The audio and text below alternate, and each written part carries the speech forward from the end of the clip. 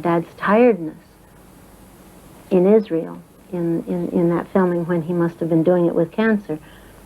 It was day by day encouraging him, trying to do the physical things that would help, whether it was orange juice or whatever, but encouraging him in praying with him as he himself prayed day by day. Lord, you know, I can't do it today, but do it, you know, show your strength in my weakness today. The evidence of the reality of answered prayer is seen on that film. In the 5th episode, it's right there. For yourself, for us as a family, for anybody else to see. That day by day, in the face of impossibility, an important thing was done. Let me just clarify, because we didn't. That's episode 5 of Whatever Happened. Of Whatever Happened to the Human Race. That's episode 5. Now, had Dad given up, because he's the one that could have given up and said, I can't go on, I really can't go on, there's something wrong with me. Had I, as a wife, given up and been struck with terror and said, now you've just got to get out of here, we've got to go see a doctor, there must be something wrong with you, there would be no episode 5, which just, I'm trying to put things into a framework of all of life and then of eternity as a huge circle around it. Here you have a day, a few weeks. Incredibly important, if that episode is important in making vivid to people the substitutionary death of Christ in the context of Abraham and so on. The wonder of the resurrection in the context of the garden tomb and all that took place there. That could have been wiped out. To me, that's a tremendously vivid illustration of what you're asking. Let me ask. How do you treat suffering? You realize that there is something, whether for the hour or the day or the moment, that could have more importance. People may say, oh, well, we aren't making a film, so how, I mean, our lives aren't going to be multiplied on Tuesday, the 5th of October, it's not going to be multiplied. That isn't the point. When you see in the framework of eternity, of God saying that we have no idea of the importance. I mean, there's a battle going on in the heavenlies. Mm-hmm. There is more taking place every moment of every person's life than they can possibly evaluate or analyze. Now, seeing life in that context of there is something important today, and the prayer morning by morning should be, and I'm not just speaking of a pious kind of prayer, but the cry of the heart should be, don't let me spoil, don't let me hinder, don't let me destroy. We could put it in the context of filming this episode, God, this episode of my whatever it is in your thing for me to do. How is it that you often hear expressed the idea that if you just have enough faith, you'll be healed of whatever the problem is? And this seems to often lead to a really cruel situation of self-doubt. How's all that come about? I don't believe most people really take seriously the fall. To me, it's ground into me, all the way down to the depths of my being. We live in a fallen world. It's abnormal. It's not going to be normal, as Mother said, till Jesus comes back again. Now then, I am not surprised, therefore, when it is not normal. I'm not surprised when trouble comes. I take seriously the fact that when the revolt came against God, that everything under the dominion of man, with a capital M, was spoiled. This is a spoiled universe. I see it that way. The danger, of course, is seeing it all spoiled and losing the creation beauty, losing the glory of life. Life's marvelous. The human relationships, just Edith and myself. That's precious beyond words. There's no way to evaluate the wonder of our relationship through all these years, from the time she was 17 and I was 20 until now. So there's plenty of beauty there, and there's wonder there. But at the same time, the world is out of joint. Now, if this is not only a theological proposition to be fought for in insisting on the reality and historicity of the first 3 chapters of Genesis, or 11 or something, if it isn't up there, but it's down into life, it gives you a framework to see things which are very real, which I think is the biblical framework. Now, you do have to say this, that I think there are 3 sources of, for trouble in a Christian's life. The first one is shown most of all in Job, and that's the battle the Mother talked about in the heavenlies. Our life is too circumvented. The way we live in the world's way of living, of looking at life, if we're not careful. But in the biblical way of looking at life, there's a vertical and a horizontal extension which removes us out of the merely moment-by-moment human. And the vertical one is that we're sharing in the battle of the heavenlies now, in a way that we don't understand. And Job is the big example. People often forget something about Job. When we read the book of Job, we have the first couple chapters, so we know that it was a part of the battle in the heavenlies. Poor Job didn't know that. The heaven just fell in on him. His children were killed, his cattle carried off. He didn't know he was a part of the battle of the heavenlies. We don't either. The horizontal extension, of course, is... So that's one area that we have to take into account. Of the battle, of troubles. Okay, and the second area is that Hebrews says that sometimes God does chasten us, and that indeed, we have to consider when trouble comes with seriousness, Father, you're teaching me something. And sometimes we can see very clearly and say, I have to say I'm sorry. But that's very different from making this a universal. Mm-hmm.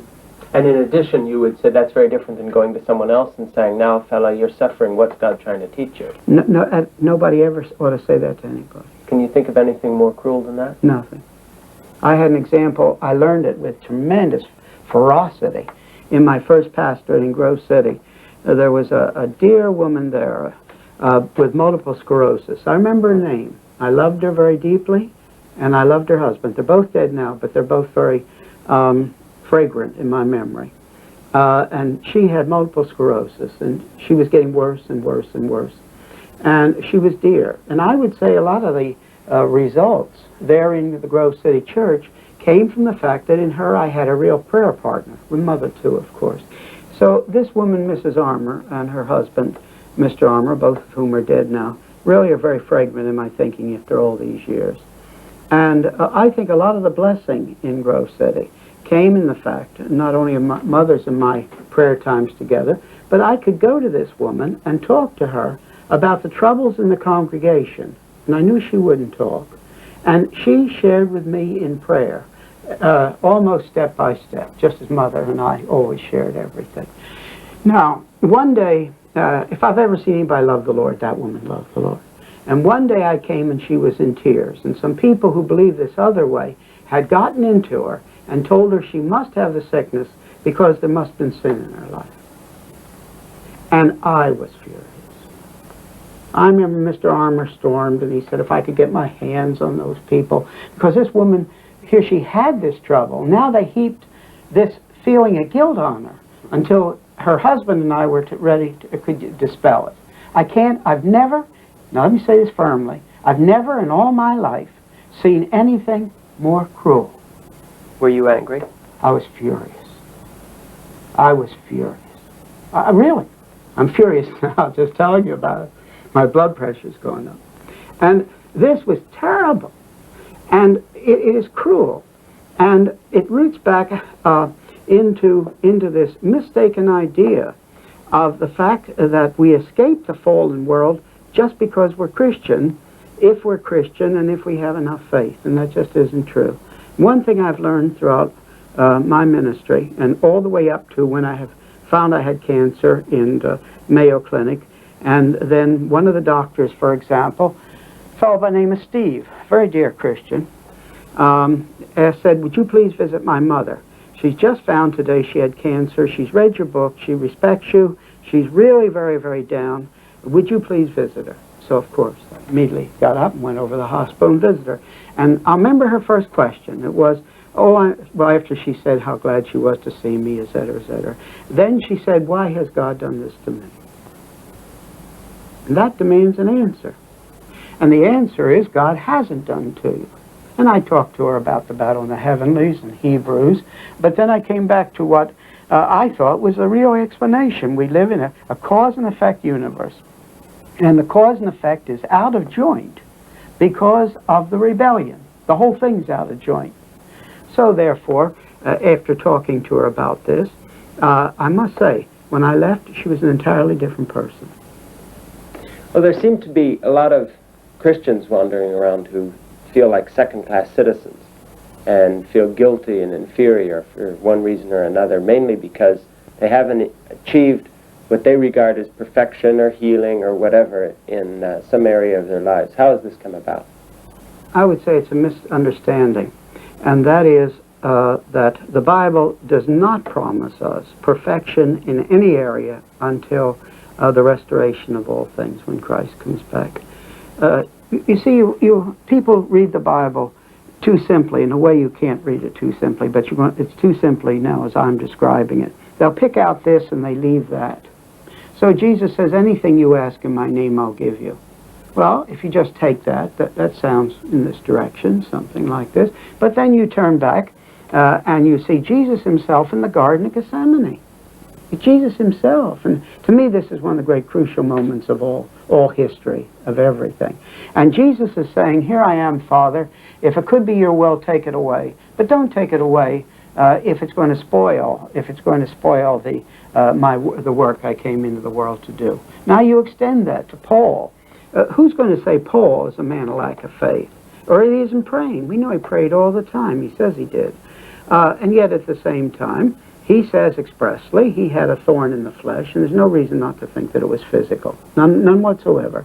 And he asked 3 times to be removed. And it wasn't removed. But God is not a dispensing machine. God is a personal God.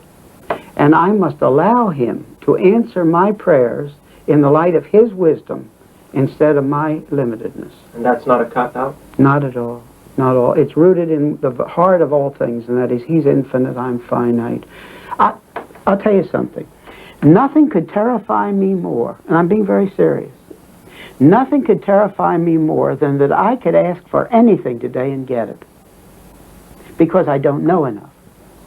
Including for your own health? Oh, absolutely.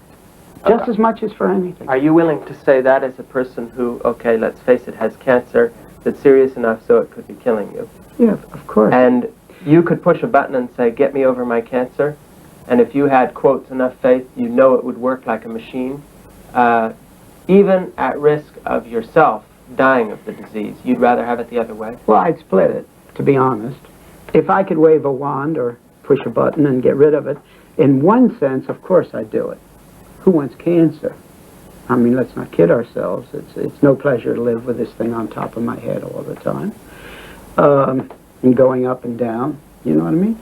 But on the other hand, more profoundly, I think I can honestly say sitting here that I would rather trust God's wisdom than mine. What has been your personal prayer in terms of your cancer? What have you told God when they told you that you might have a few months to live? Well, I prayed that if the Lord would, if it was what would indeed be best in his sight, that he would cure me. Now let me say, I believe God can cure in answer to prayer. We've seen it in La Brea a fair number of times. Okay. So I want to stress that. But what was your personal prayer? Yeah, but now let me stress it. It isn't that he can't, but that my prayer was, Lord, here I am, and I know you can, and yet here I am, and if it is your will, and that I don't mean that as a religious cop-out. I mean, all I've said, you're infinite God, I'm finite, etc. I don't know the results of things. In the light of this, really and truly, I want what you know is right and best. So you've not, in fact, demanded anything? I never demand anything in prayer. As if some guy... Well, now, I'm a sinner too, so sometime I do, but I try not to. I like an illustration that I often use in Saturday night discussion in La Brea, and that is down on the Eagle platform where I used to catch a train all the time, there was a slot machine. You put in 20 centimes, it's the old days before inflation, you got out a certain kind of caramel. You could always do this, but now that's a mechanical relationship. We must remember that our relationship to God is never mechanical. It's always personal. And I must come to God, dealing with him as a person, and realizing that he knows more than I know. And what I must wish is for him to deal with me in my prayer. And we have a promise, and that is in Romans 8, that the Holy Spirit will take our prayer and to make it into what it ought to be. And I think that's what it's talking about.